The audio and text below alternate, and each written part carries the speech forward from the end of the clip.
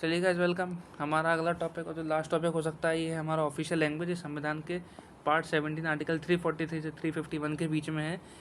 International Hindi दिवस जो है वो 10 जनवरी को मनाया जाता है और हिंदी दिवस भारत में जो मनाते हैं हम लोग वो 14 सितंबर को मनाते हैं। इसके बाद आगे देखते हैं क्या है कि संस्कृत ये सेकंड राजभाषा बनी है कहाँ की, उत्तराखंड की और राजस्थानी, जो कि शेड्यूल 8 में नहीं है।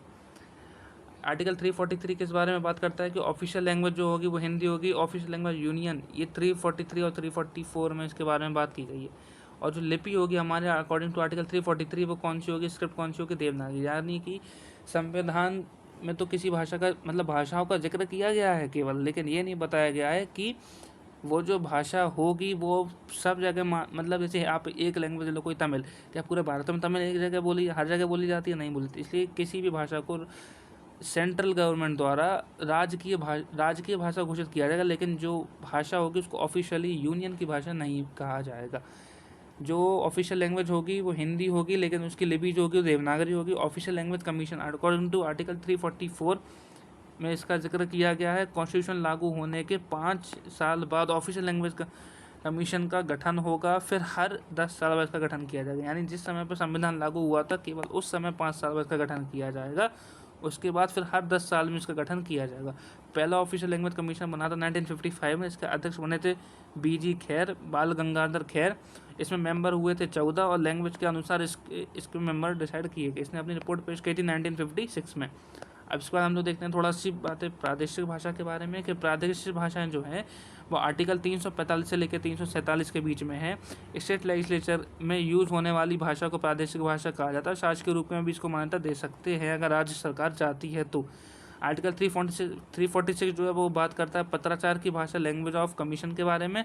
राज्य के मध्य जिस भाषा में बातचीत होगी उसके बारे में बात करता है। 348 से 349 ये सुप्रीम कोर्ट और हाई कोर्ट में यूज़ होने वाली लैंग्वेज के बारे में बात करता है। आर्टिकल 348 जो है वो इंग्लिश भाषा का प्रयोग किया जाएगा इस बारे में बात करता है। आर्टिकल 350 जो है वो स्पेशल समस्याएं अगर होती हैं उनके समाधान की भाषा क्या होगी ये बताने वाले पर डिपेंड करेगा। आर्टिकल 351 बात करता है अल्पसंख्यकों को मातृभाषा में शिक्षा ग्रहण कराई जाएगी। 350 में बात करता है कि हिंदी भाषा के विकास का प्रावधान, हिंदी इससे लुप्त ना हो उसके भाषा के विकास के लिए। अब कुछ इंपॉर्टेंट आर्टिकल इसमें है उनको देखते हैं।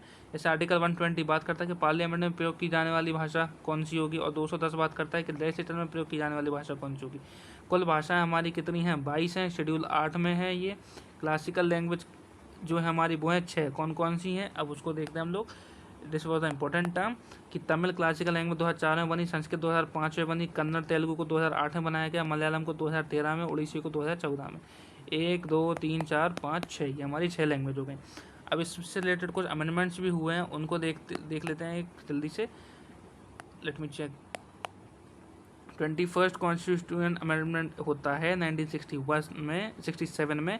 इसमें सिंधी को जोड़ा गया 15th लैंग्वेज के तौर पे। 71st को 1992 में इसमें नेपाली, मणिपुरी, कोंकणी को जोड़ा गया। इसको ऐसे याद कर दो, नमक को जोड़ा गया था, नेपाली, मणिपुरी, कोंकणी। 92nd 2003 में होता है, इसमें बोडो, डोगरी, संथाली और मैथिली को जोड़ा जाता। तो ये इसी के बारे में था। मैं इस पर सिर्फ हाईलाइटर में अपने मार्क हटा दे रहा क्योंकि काफ़ी ज़्यादा हो गया तो थोड़ा पढ़ने में आसानी होगी। अब आगे का टॉपिक देखते हैं इसका, वो है लोकल सेल्फ गवर्नमेंट। ये हम अपनी नेक्स्ट वीडियो में बनाएंगे ताकि ये वीडियो लंबी ना हो जाए। हमारा लास्ट टॉपिक होगा लोकल सेल्फ गवर्नमेंट का। Thank you.